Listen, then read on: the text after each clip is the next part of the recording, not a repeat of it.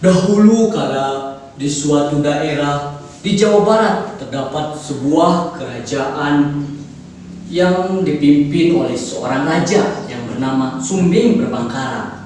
Dia mempunyai seorang putri yang sangat cantik yang bernama Dayang Sumbi. Seiring berjalannya waktu, Dayang Sumbi pun tumbuh menjadi seorang gadis yang sangat cantik jelita yang membuat para pangeran dan raja-raja bertengkar untuk memperebutkan dirinya. Demi menghindari pertengkaran antara pangeran dan raja-raja, Dayang Sumbi pun pergi menyendiri ke sebuah pondok di tepi hutan. Di pondok itu, Dayang Sumbi gemar sekali menenun. Hingga pada suatu hari, ketika ia sedang asik menenun, tiba-tiba gulungan benangnya itu jatuh keluar pondok, dan Dayang Sumbi pun merasa sangat malas untuk mengambilnya. Kemudian Dayang Sumbi pun bersumpah,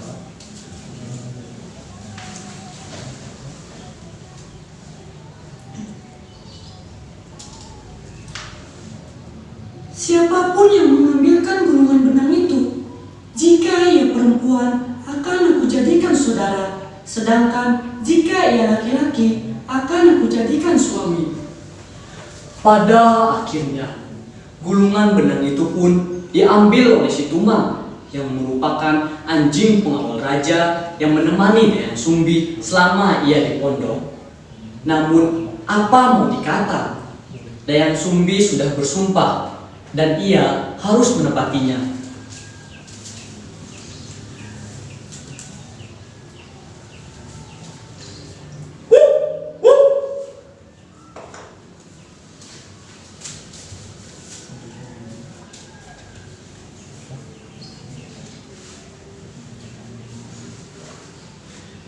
"Baiklah Tumang, aku sudah berjanji dan aku harus menepatinya. Meskipun kamu seekor anjing, aku tetap mau menjadi istrimu." Mendengar ucapan Dayang Sumbi, Tumang pun berubah menjadi seorang pemuda yang sangat tampan. Dayang Sumbi pun terkejut melihat seorang pemuda tampan berada di depannya.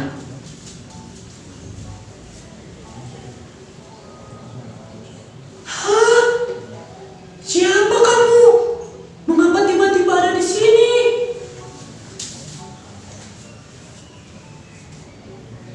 "Maaf Tuan Putri, aku ini Tumang. Aku adalah jelmaan dewa.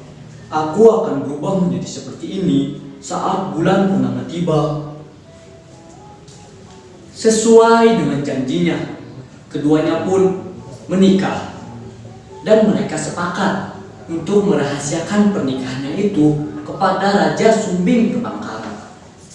Dan tak ada satu orang pun yang tahu bahwa si Tumang itu adalah jelmaan sang dewa. Setelah 1 tahun mereka menikah, akhirnya mereka pun dikaruniai seorang anak yang diberi nama Sang Kuryang. Dayang Sumbi masih merahasiakan kepada sang kuryang kecil bahwa si Tumang itu adalah ayah kandungnya.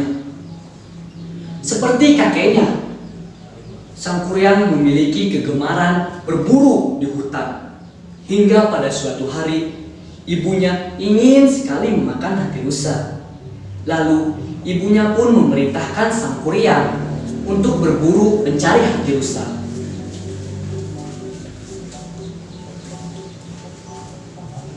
"Sang Kuryang, ibu ingin sekali memakan hati rusa. Bisakah kamu mencarikannya?" "Baik, Bu. Aku akan berburu ke hutan untuk mencari hati rusa. Kalau begitu, aku pergi dulu ya, Bu."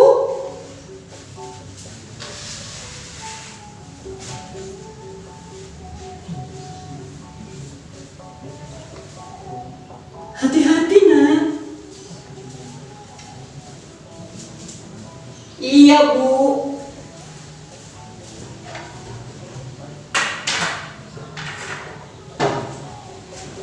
Sang Kuryang pun pergi ke hutan untuk berburu mencari hati rusa. Dan ia ditemani oleh si Tumang yang selalu setia menemaninya kemanapun Sang Kuryang pergi.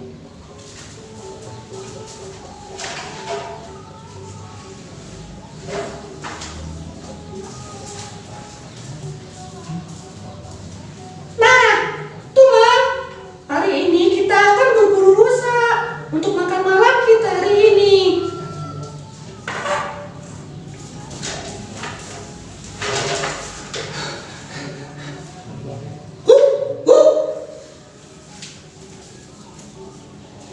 Setelah sesampainya di hutan, Sang Kuryang tidak menemukan satu ekor pun rusa.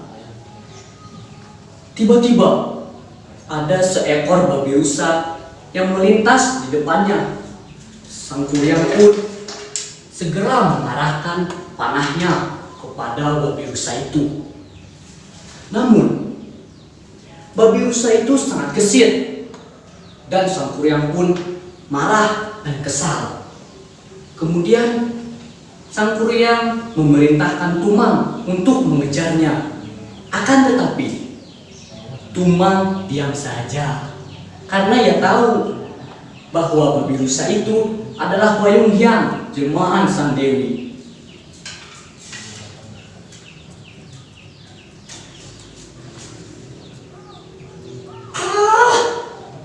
Tumang, cepat kejar babi hutan itu. Cepat, ayo. Sang Kuryang semakin marah ketika Tumang hanya diam saja. Dan ia pun mengarahkan panahnya kepada si Tumang.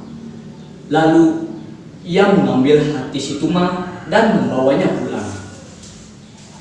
Tumang, cepat.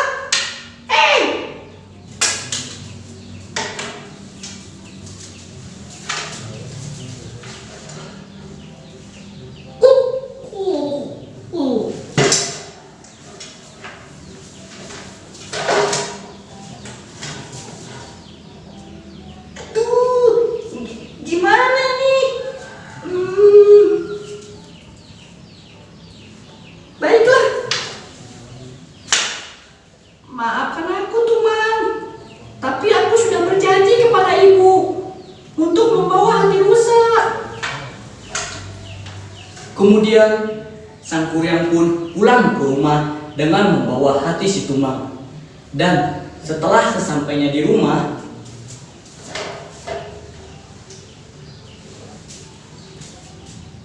Ibu, aku pulang.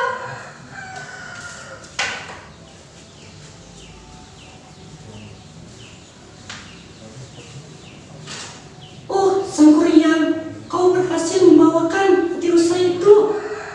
Baiklah, akan segera ibu masak untuk kita makan bersama. Iya, Bu.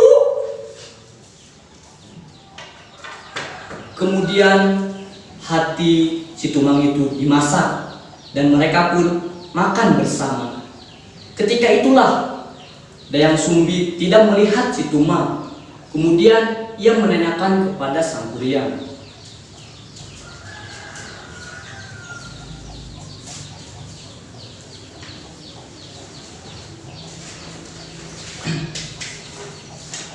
Anakku, di mana Tumang? Bukankah ia ikut berburu bersamamu? Sang Kuryang pun bingung. Ia tidak bisa berbohong. Kemudian ia mengatakan dengan sejujurnya.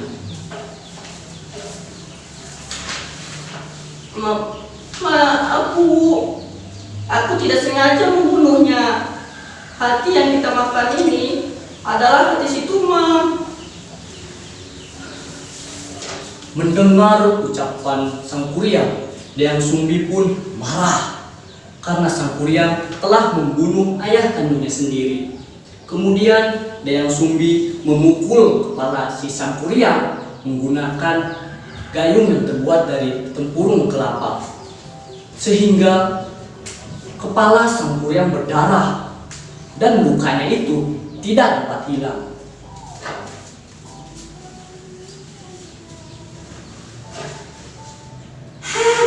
Apa yang kamu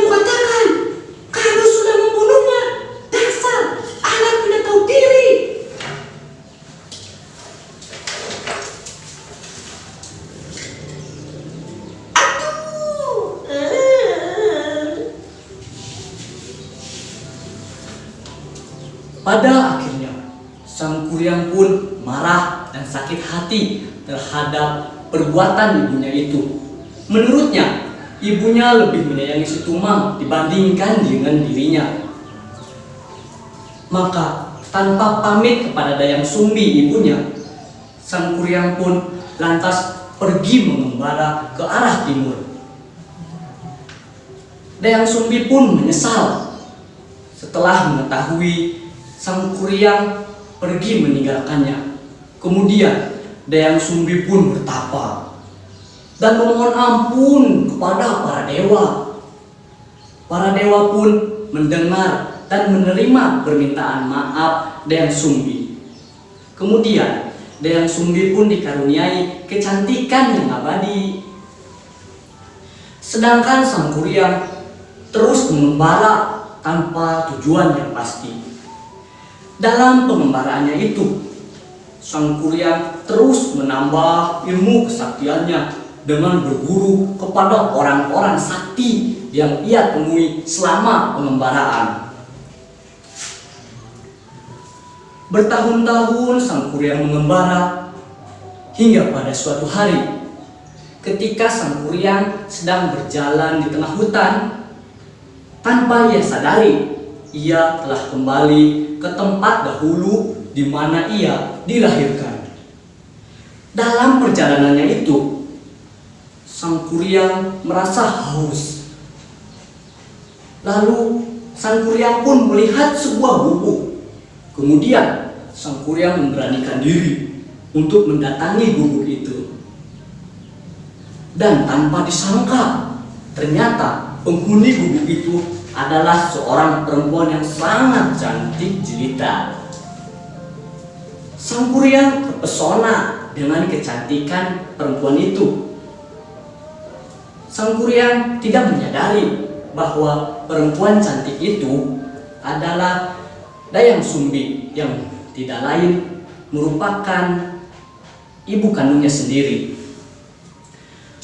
Begitupun dengan Dayang Sumbi, ia pun tidak menyadari bahwa pemuda tampan gagah sakti itu adalah Sang Kuryang yang tak lain anak kandungnya sendiri. Pada akhirnya, keduanya pun saling mencintai. Dan mereka pun merencanakan untuk menikah. Sebelum pernikahan dilangsungkan, Sang Kuryang berniat untuk berburu ke hutan. Pada saat itulah Dayang Sumbi membantu Sang Kuryang untuk menggunakan ikat kepala. Dan saat itu pula Dayang Sumbi melihat luka di kepala calon suaminya itu.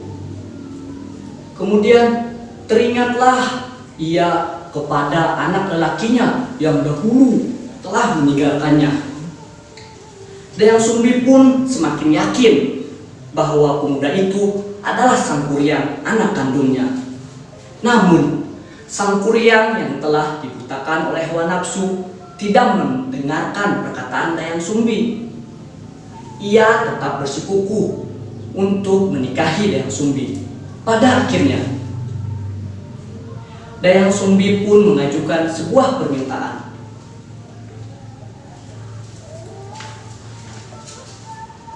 Baiklah, jika memang begitu kuat keinginanmu untuk menikahiku, aku ingin engkau memenuhi satu permintaanku. Apa permintaan yang kau kehendaki?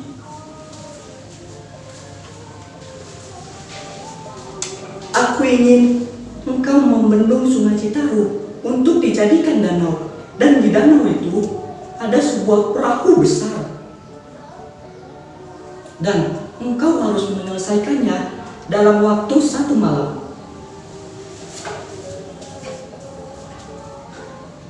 Baiklah, aku akan memenuhi permintaanmu. Dengan menggunakan kesaktiannya, Sang Kuryang pun memanggil para makhluk halus untuk membantu dirinya. Setelah semuanya siap, mereka pun mulai menggali tanah, menyusun batu-batu, untuk membendung aliran sungai. Mereka juga menebang kayu-kayu besar untuk dijadikan sebuah kapal. Pada saat tengah malam, secara diam-diam Dayang Sumbi melihat pekerjaan Sang Kuryang beserta pasukannya. Kemudian Dayang Sumbi terkejut karena ia melihat pekerjaan Sang Kuryang itu hampir selesai. Lalu Dayang Sumbi pun gelisah. Kemudian dia pun berlari ke desa untuk meminta bantuan kepada seluruh masyarakat. Setelah itu, akhirnya Dayang Sumbi menggelar kain merah ke arah sebelah timur. Beberapa saat kemudian setelah Dayang Sumbi menggelar kain tenunnya itu, maka muncullah cahaya kemerahan dari arah timur dan juga suara ayam berkokok. Para makhluk halus pun melihat cahaya kemerahan itu dan mendengar suara ayam berkokok. Mereka mengira waktu sudah mulai pagi. Lalu mereka pun pergi meninggalkan Sang Kuryang beserta danau dan perahu yang hampir selesai itu. Setelah mengetahui Dayang Sumbi membohonginya, Sang Kuryang pun sangat marah dan murka. Lalu dengan menggunakan kesaktiannya, Sang Kuryang menjebol bendungan yang hampir selesai itu dan mengakibatkan banjir yang sangat besar. Kemudian Sang Kuryang juga menendang perahu yang telah ia buat bersama pasukannya itu. Dan perahu itu terbang dan jatuh menelungkup. Hingga sampai saat ini, perahu itu telah menjadi sebuah gunung yang diberi nama Gunung Tangkuban Perahu, yang artinya perahu terbalik.